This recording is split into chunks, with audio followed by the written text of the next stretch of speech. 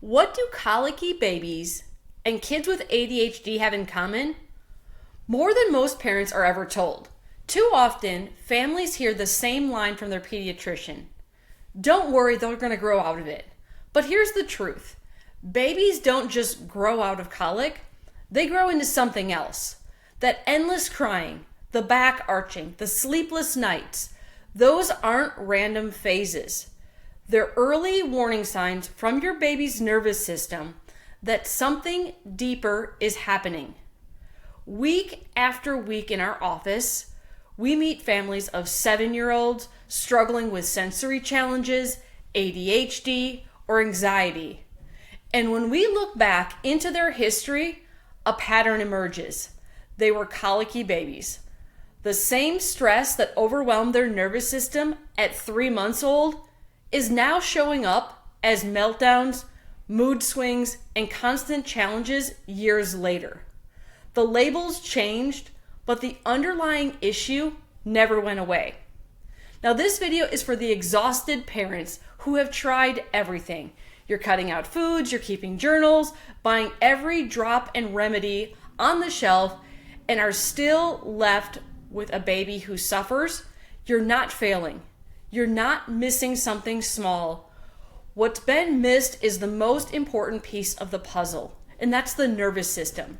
So over the next few minutes, we're going to dig into why colic really happens, how it progresses into childhood struggles, and then most importantly, what you can do to finally help your baby heal at the source.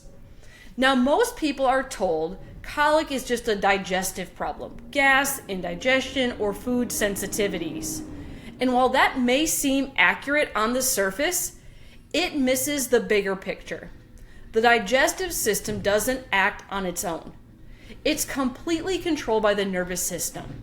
So think of your baby's nervous system like an air traffic controller. When it's calm and clear, everything moves smoothly. But when that controller is overwhelmed and stressed, things start backing up. The vagus nerve, which runs all the way from the brainstem down through the neck and into the stomach and the intestines, it's in charge of keeping digestion moving.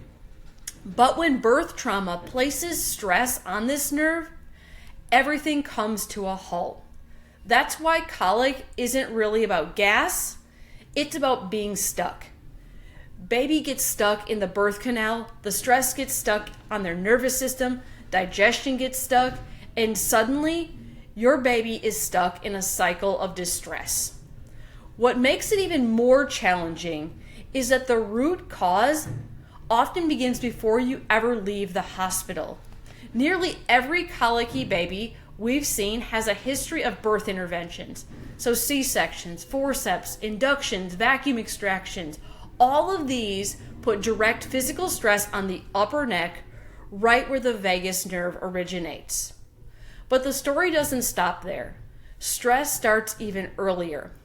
The umbilical cord is like a power cord connecting mom and baby, which means if mom is anxious or under stress during pregnancy, that stress is transferred directly to the developing nervous system. So by the time birth happens, the baby's nervous system may already be on high alert. Then once the physical stress of delivery piles on, it gets locked into a very specific area, the upper neck and the middle back. That's why so many colicky babies arch their backs and stiffen their necks.